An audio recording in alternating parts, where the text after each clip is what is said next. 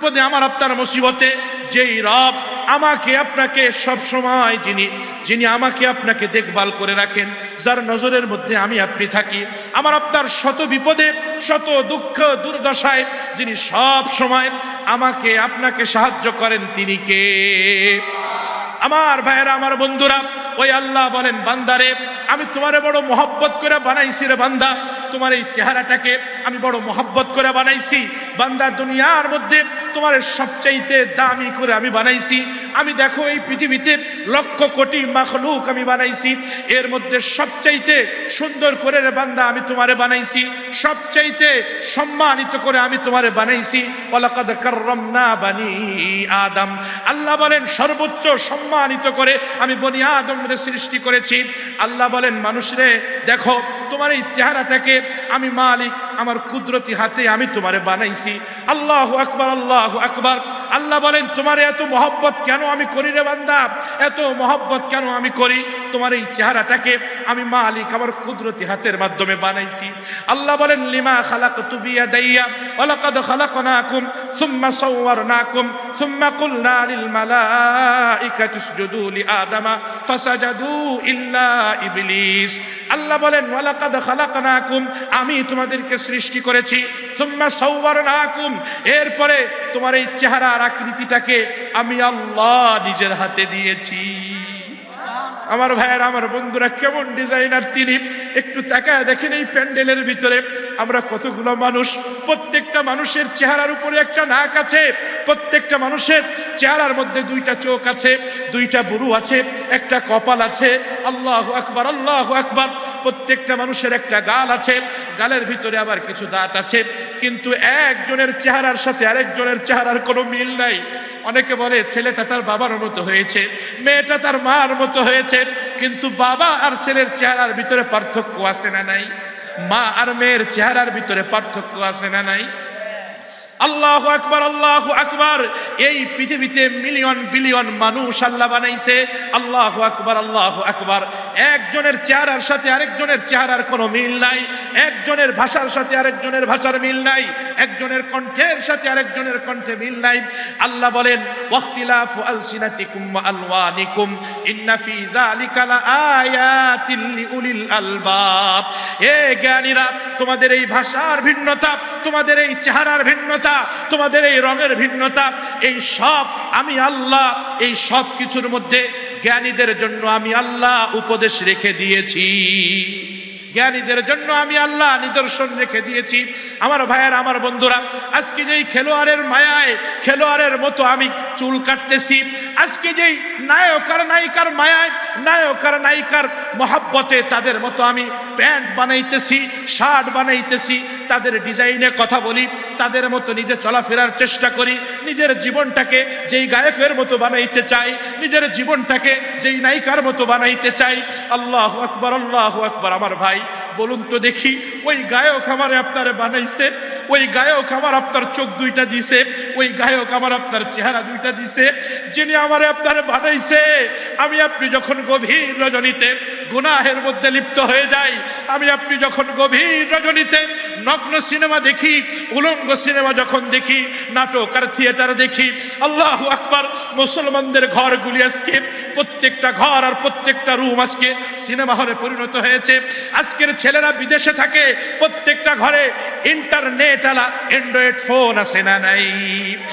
আর রাতের পরে রাত যেই মায়েরা আগে ফজরের সালাতের পরে কোরআন পড়তো, যেই বোনেরা আগে ফজরের সালাতের পরে কোরআন পড়তো, ইশরাক পড়ে সকালবেলার রান্না করার জন্য যেত, আজকে ওই মায়েরা, ওই বোনেরা, ওই চাচিরা, ওই নারীরা আজকে তারা মোবাইলের মধ্যে পড়ে গিয়ে রাতের পরে রাত সিনেমার মধ্যে কাটাইতেছে, আসে না নাই?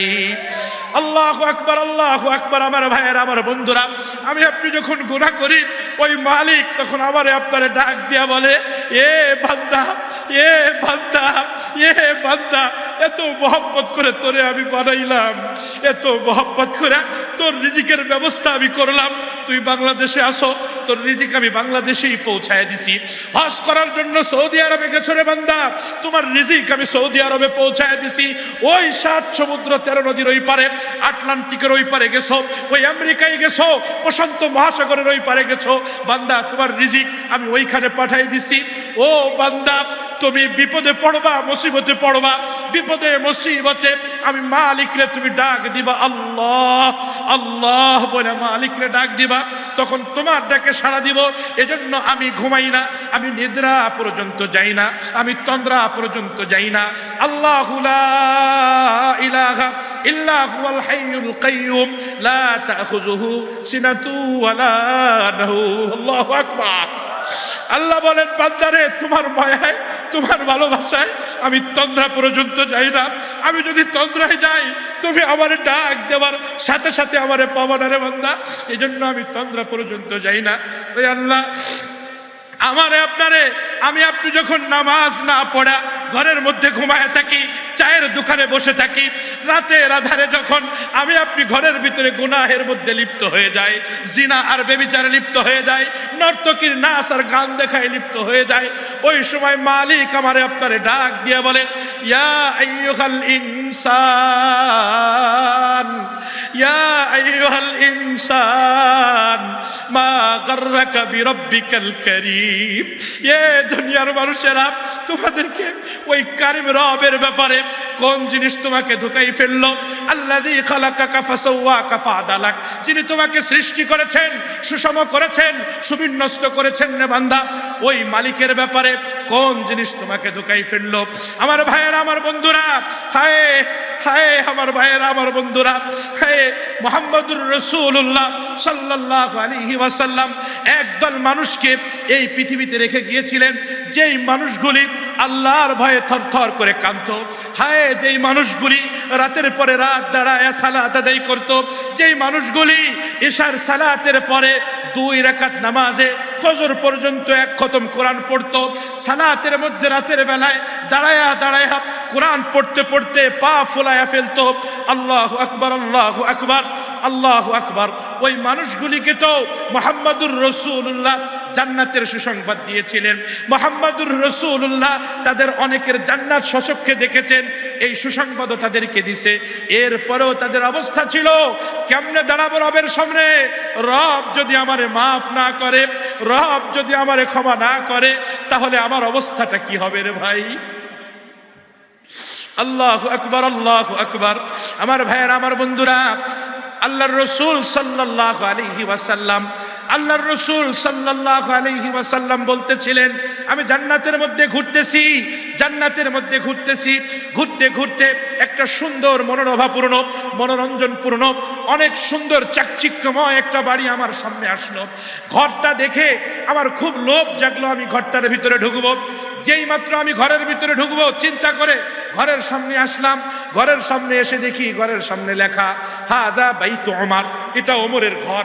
আল্লাহু আকবার। নবী বলেন, যেই মাত্র দেখলাম ওমরের ঘর, অনুমতি ছাড়া কেমনে ওমরের ঘরের ভিতরে আমি ঢুকি? সেই আমি আর ঘরের ভিতরে ঢুকলাম না। বিশ্বনবী এই কথাগুলো বলতেছেন, আর হযরত ওমর পাশে বসে খতখত করে কাঁদতেছে।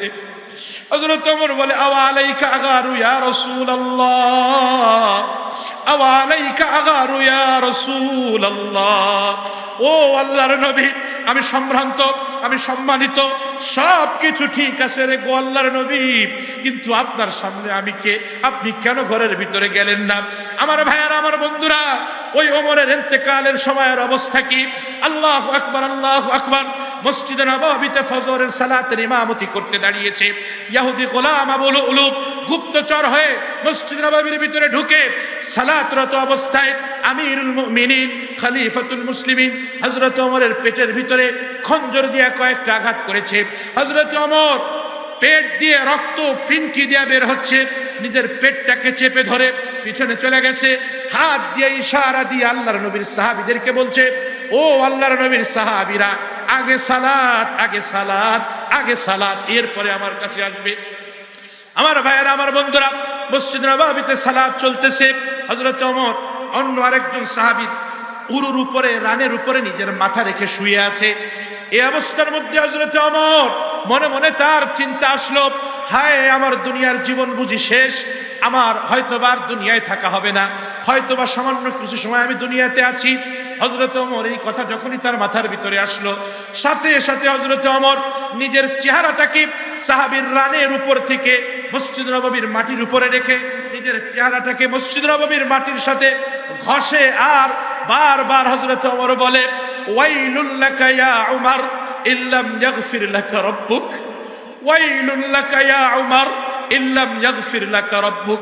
ও ওমর, তুমি ধ্বংস হও যদি তোমার রব তোমারে ক্ষমা না